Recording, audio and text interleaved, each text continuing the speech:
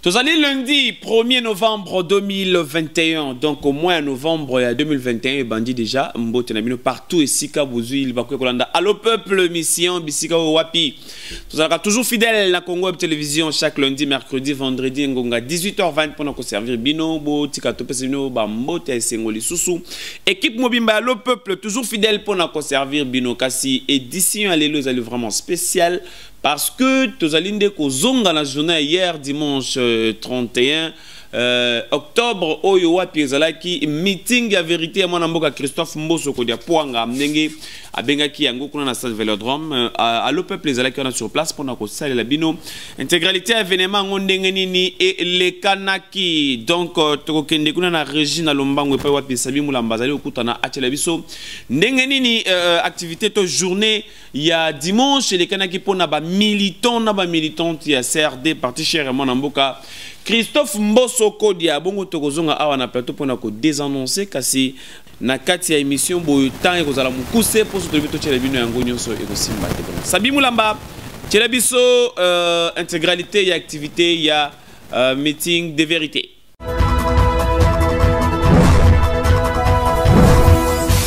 Ba mama ya Kinshasa, ba mama ya Kitambo, ba mama ya Kasavubu, Matete, Ngiringiri, ba commune tout ya nzinga ya stade Vélodrome. Boza komona bango na sima na biso, mbote na bino partout dans le monde esika boza kolanda biso. Bolinga ka émission na bino Allo peuple oyo bolanda na Congo web chaque lundi, mercredi, vendredi. Lelo tozali awa na kati ya stade Vélodrome pour na 3e épisode. Christophe Mboso Kodia Poanga après Kanluka, Christophe Mboso Kodia après plein, il y a stade municipal. Lelo Christophe Mboso na kati ya stade Vélodrome pour na meeting ya vérité esika oyo wapi ayeko solo na bakino na bakinoise esika oyo wapi ayeko panga ndenge bakino balobaka na ba congolais na ba congolaises nyonso surtout na bana Kinshasa tout abetela bango lisolo to vérité ya politique ya mwana mboka Félix Antoine Tshisekedi Tshilombo webi que Christophe Mboso azali speaker ya chambre basse ya parlement azako s'aligner mikolo yo beaucoup plus na ko défendre aux alliés intérêt ya population beaucoup plus ko talisa boni musala baza ko sala kuna na hémicycle ya parlement biso équipe ya Allo peuple tozali awa lelo dimanche 31 octobre 2021 et sika oyo wapi mwana mboka Christophe Mboso akokota bakala mingi te boza comment les ndenge stade za na kati ya kotonda ba mama baza bafandi batu ya ndenge na ndenge musala za ko salema avec équipe mobimba ya Allo peuple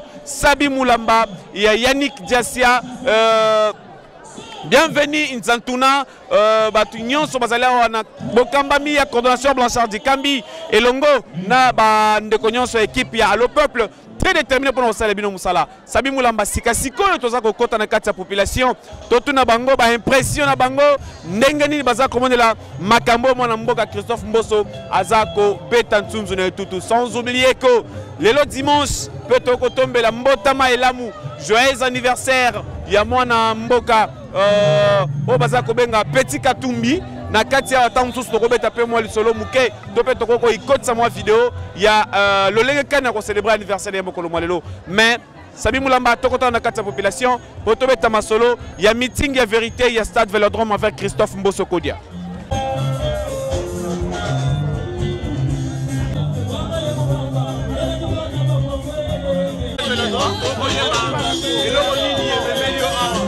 Déjà pour la meeting, papa Mboso ben ça qui biso, to nous ça lobana, dans ta patriote, on a deux awa. Mais yo en tant que Finnois congolais, est-ce que vous avez comment le lenge Christophe Mboso azalo kumbela parlement, azalo kumbela mboka ka osala musala mondenge. Nasuba na ngono swana, solo sibali na ngoto moyana ya exact, solo na se produire, ezama la mino soila na kata parlement. Siko to ya kata nesika oyo. D'accord, merci beaucoup. Merci. Bonjour Mobimba.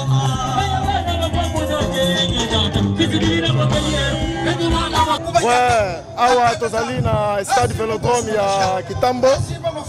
Je me présente, Nazali camarade Arnaud Mboso, cadre na kati ya parti Convention pour la République et la démocratie, CRD ainsi. Parti cher et honorable président Christophe Mboso Kodia Poanga. Merci beaucoup. Lelo lokola autorité morale na biso Patrice Christophe Mboso. Comme ça qui parle na Kinshasa, on a un message à vérité. nde yango moni bato bandimi baye ebele mpona korépondre l'invitation et autorité morale na biso patrice Christophe Mboso. Non, pour votre information, CRD ezali parti politique moko ya monene. En 2006, autorité morale na biso akendaki na élection lokola candidat président azalaki voteur na plus de 900 000 voix. Les lots CRD ezali parti national ezali planté sur toute l'étendue de la République. Dans l'équipe bar, il y a plus de 10 millions de membres. CRD ezali parti oyo ezali parti de masse ezali force politique moko ya monene oyo toza koaccompagner vision ya chef de l'État Félix Antoine Tshisekedi Tshilombo.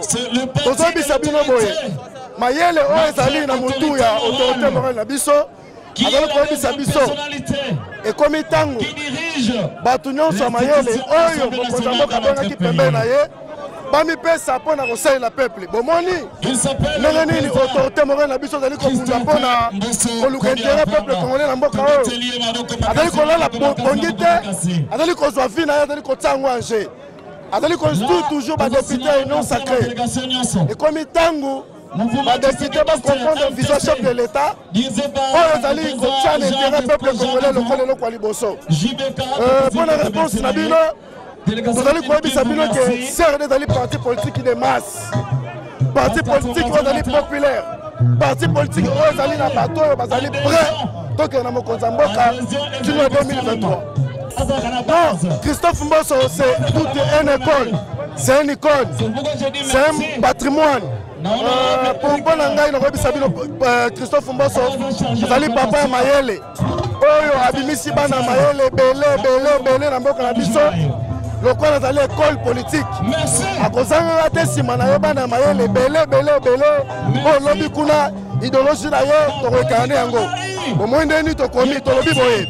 Le patriarche Christophe Mboso, votre idéologie est portée par la progéniture que nous sommes. Nous les défendons et la perpétuerons à jamais. Les autres ont la poste na épée Rosala na biso. Lobi kuna tout bien que après ma propre sabiso ma yele a continuer pour moi na idéologie na ye. Si on est dans la seko na seko, ba to ma yele ba bimi l'école na ye ba osala pour la mboka. On a mboka patriarche Christophe Mboso. Moussa na ye ça toujours pour ça la politique de proximité auprès du peuple. Moutou ça la politique de proximité auprès du peuple. Tant union ce peuple parce na boulou yeke et sengeli aya azong sa peuple na vérité. Boyebi bato baza na posa ko ça la politique intérêt privé. Neni bazali ko bongama. Ba musu bazaki na kokoso. Mwana mboka Félix Antoine Tshisekedi da pesi bango privilège à liberté makambe belé mais lelo yo. Ba komi ko l'accès ingratitude. Ba ko ta peuple congolais auto benga ka boulou yeke ba bebisa bango mémoire.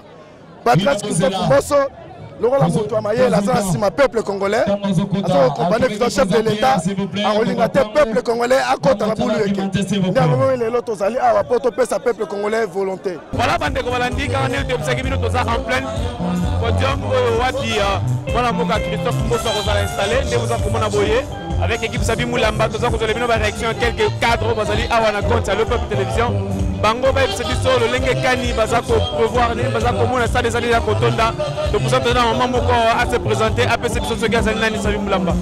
Mama Mbote mama ozali vice-présidente ya parti est-ce que lelo oyo tokokompte ke CRD ezali force moko oyo wapi chef de l'État akokotiela motema papa caméra na yo témoin tosali effort te topesi bato mbongo te lokola bato baza kopouvoir na rassembleur Mboso Kotapwanga oyo azali président ya assemblée nationale baza kopouvoir na doyen ya mokili mopesadi Congo mobimba le plus doyen c'est lui baza kopouvoir na vérité eza homme de difficulté homme de situation difficile l'homme de paix yango namoni bato baye bavivre ye en live c'est-à-dire boye totia commentaire eza te caméra na yo témoin toyebi ke oyo mama alingi yango nde nzambe alingaka est-ce que ozali korassure Christophe Mboso ke bamama nyonso ya Congo mobimba bakozala nsima na ye bakozala nsima Félix Antoine Tshisekedi papa wana ezali likambo ya solo bamama so otali d'abord na statistique bamama baza ebele koleka bapapa bamama nyonso baza nsima ya mokonzi ya mboka Félix Antoine Tshisekedi Tshilombo mwana na biso bazali nsima ya papa Mbosso Kangwa Christophe pour que na 2023 maponami ya kitoko ezala kimia eumela tina ndenge tokokende ata 3-4 mandats tellement que baprojet de société na bango ezosenga ke congolais alie bien congolais azala kimia bana batanga classe bato bafuta na ndenge esengeli toza na mposa bazala baumela. Merci beaucoup. Merci. Oui, je crois que au-delà, il y a un message où ils allaient au Pesaba pour le soutien du président de la République, soutien à Makambunio sur la zone pour la Rotombo, la Boka de Michel Liboso. Répondre. Et puis, nous allons vivre des commentaires dans le quartier,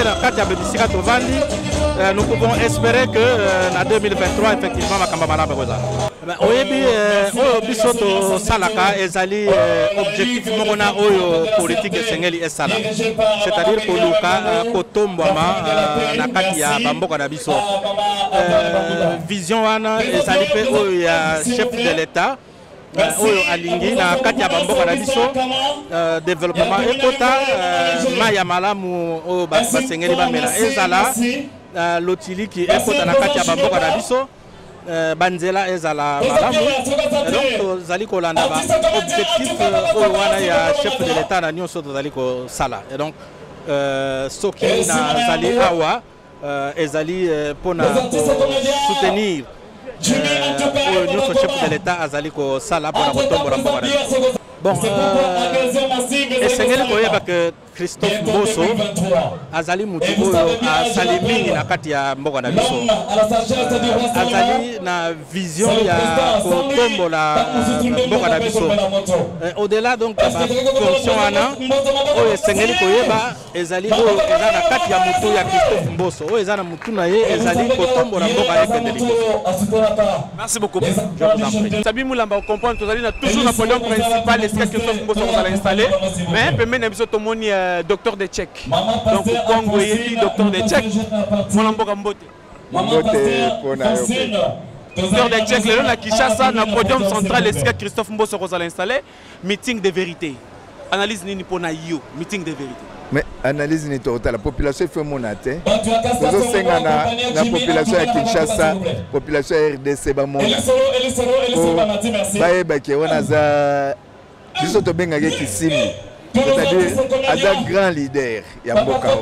C'est-à-dire na za kutenelo ka kolobate. Il faut tala kaka uzana journal ozo mona yo moko. Oyebi elekaki na Kaluka, oyebi na Masina, atoza siko na Kitambo. Donc commentaire au sein les années mis sur Nabiso. Total et l'organisation sala. Christophe Mbosso, décembre 2020, les lots aux ans en octobre, on a tout combien en décembre. Je suis Assemblée nationale, dans moins de 3 mois. Mais je suis Assemblée nationale. Est-ce que tu vas plaindre Kuna? Assemblée nationale, c'est collègue qui toko. Je suis allé qui toko. Donc, Naoki même Kolobagaza. Premier président de l'Assemblée nationale au gestion nae eza malam. Donc on a commenté pour dire que ça là ezate. Donc on mission na biso za komona matoi na biso za koyoka. Donc commentaire au ça ezate. C'est ça. Merci beaucoup. Merci. Bon lilo basuki ezali to soutenir pour azosala mingi. Akosala pe mingi pour na mboka oyo. Donc, tous les Nassimana sont au peuple congolais, tous les Nassimana sont au Bakinois, tous les Nassimana sont au Congolais et Congolaises. Pour Azako Sala Mingi pour Namboka. Donc, atie expertise, atie expérience pour la gestion de Mboka. Tous les Nassimana donc tous soutenir et puis Nassimana tous soutenir le président de la République. Pour tous le peuple d'abord, donc de soutenir le président de l'Assemblée nationale, les Kisimbi Mbosso Kodiapouang, et puis de soutenir le président de la République, Félix Antoine Tshisekedi Tshilombo. Je crois souhaiter va continuer pour que Mboka ait changé. Merci beaucoup. Merci.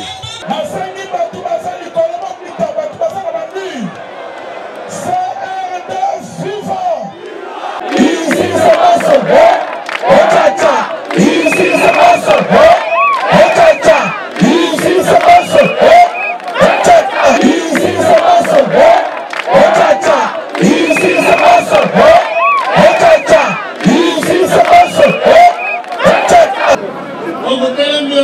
média. Hello, il est. Hello, il est là.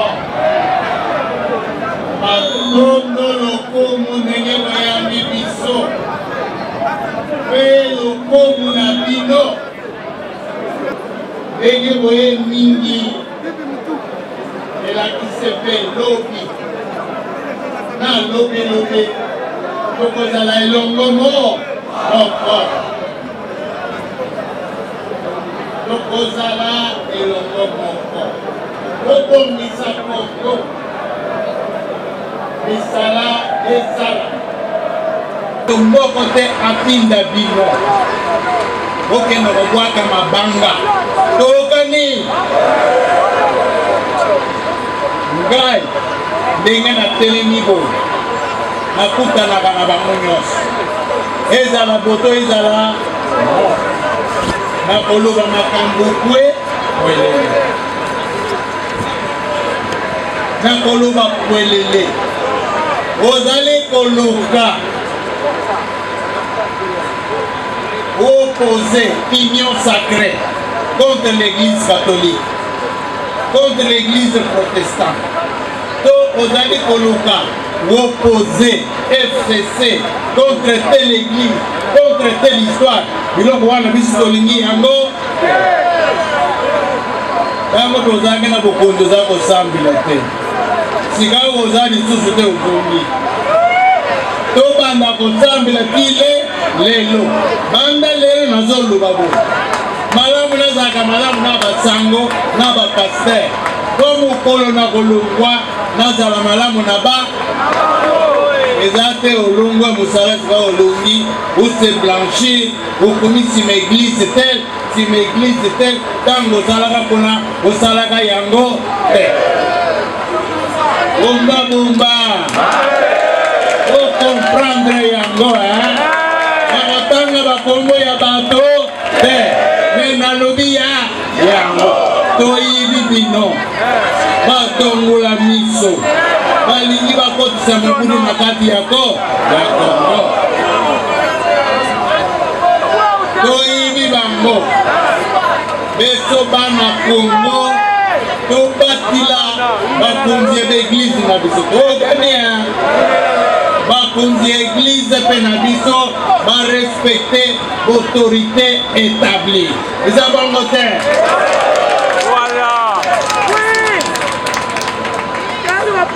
Le président de la République, le Canadien,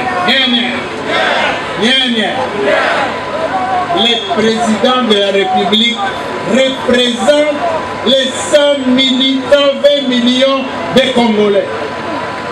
Au votaye te, yé mouta pour représenter les Congolais, non. Tokani. Tango, ozo koloba makambo ya président République. Pesa ye loko mo. Toza kookana. Est-ce que tozali kookana? Il faut pour respecter mukunza mbuka na yo. Toko respecter yete bato mususu bakoseka bino. Nakumi na makambo etali élection. Bazali koluba na kotanga mingi forci nyanya lelo na kopanza nyo olanda ngai malamu balobi forci toti commission électorale en place po tokenda na baélection bamosusu balobi forci forci nizali te olanda ngai malamu Olanda Malam. Depuis le mois de mars, tout banda ma négociation pour voter loi électorale, loi portant organisation et fonctionnement de la CENI. Boye bazalaka wana, babumba loi wana pendant 2 ans. Nakusi pendant 2 ans babwaka yango.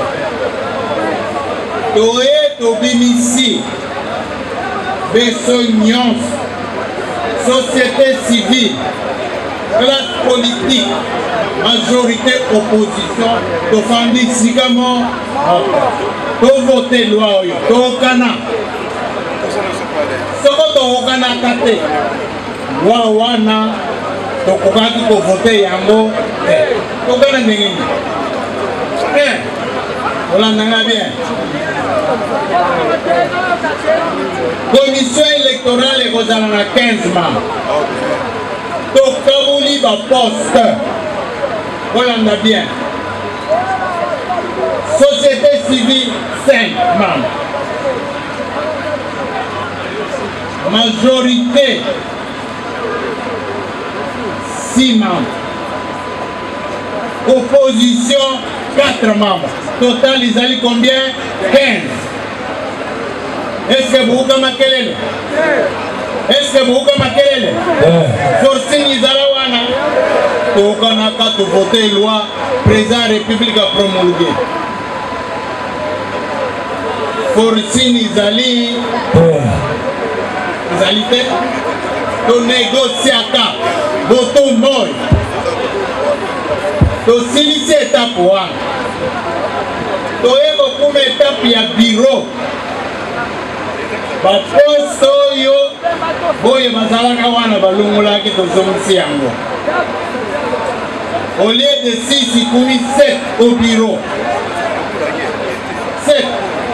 Tofandi sika moko. Majorité opposition. Tokabula baposte ya bureau. Tokaboli. Voilà nanga madame. Bureau sur 7 membres. Société civile, un poste, président de la CENI. Batobako Bimisaye, ma confession religieuse. Majorité, 4 postes. Opposition, 2 postes. Total, 7. Makelele Bimaka, Bimakate. Tokanaka, Nazana Mikanda. Mikanda izali. Toyeko kuma na date ya kopona bato e bakozala na commission électorale. Beso nyonso tokutani calendrier tolobi de 14 juillet qui na 28 juillet Holanda Okan. 14 juillet au 28 juillet, ma composante, société civile, majorité, opposition, moto na moto, apona bato na ye. Okani? Tulumi moto na moto apona le 28, ezali mokolo ya suka, boya kopesa mikanda ya bato bino boponi. Okani? Ozako Holanda. Ozako mona nga nazako tambola mingi. Na keibo. Na kego kutana nawe. Na salibo. Sauf ma confession religieuse. Baokanite. FCC composante azali na bamam. Pesa ba. Onga na zozela. Soki ba confession religieuse baokani. Nde na yako pesa ba tenanga. Malam, tozeli. Tata ma maman. La confession baokanité. Du 28 jusqu'au 16 août 2021. Combien de mois? Combien de mois? Presque 3 mois. 3 mois. Alobi mikolo ezokole patience oyo na waya kobebisa makambo nake na cour constitutionnelle nake kotima balobi na kobanga te oza na nzela malamu balobi naza na nzela malamu nabangisi mikolo na baconfession religieuse bokutana bosolo nayambi bango isika bakendaki bakutani te bamosusu bayebi biso toponi mutu na biso ye oyo bango balingi te tosala vote nalobi bokenda kofanda bopesa ngai chance nakanisi ntongo etani nakanisi nabengisi bango nalobi bino bato ya nzambe bozonga bokenda kookana lisusu bakei bisika bakendaki baokani te bamosusu basi confession bavote moto na bango baye lisusu na dossier ye oyo ya biso tia ye bango balingi te tovote nalobi te tika nakanisi nakamati nzela nalandi mokonzi ya mboka na Lubumbashi nyenye napesi ye sincèrement rapport alobi na ngai kosala ndenge moninga na ye asalaka wana mbangu oki moto azoloba na nga bongo président Tshisekedi ayebisinga kosala makambo mbangu te nalingi baconfession religieuse bazala bomo omoko bakabwana te nazongi nakanisi nalali nabengisi bango nalobi bozonga napesi bino 72 heures mikanda naza nango nga mpe nakokende na putu nakokoexplike kokani nakokotambola mokili mobimba naexplike nakoki kokende naexplike tofandi bino bato bokondisaka kala natangi pa bakatonga naza mwana bakatonga nyenye nzambe azokolanda ngai mpe mokolo na kokufa na likambo wana soko nazwi masumu mosusu te nakokota na lola c'est la vérité c'est la vérité nyenye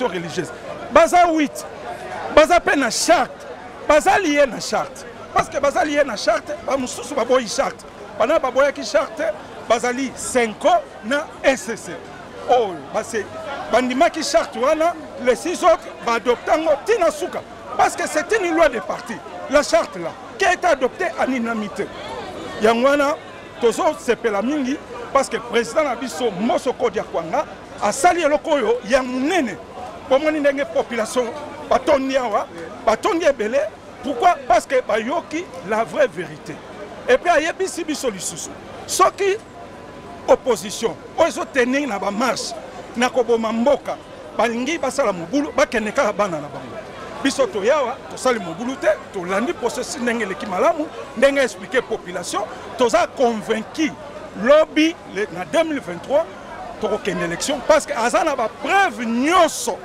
na ba signature na bango biso to se mettre d'accord bango va se mettre d'accord na commission bango batina 10 personnes bandimi si ma R est comme il a choisi bakimi chacun est libre parce que eza liberté à mutu na mutu bino boboye biso to continuer c'est comme ça que les autres là ont continué et puis ils ont voté la loi ils ont présenté le membre de la CENI, Yangwana Bisoto, to sepeli makasi.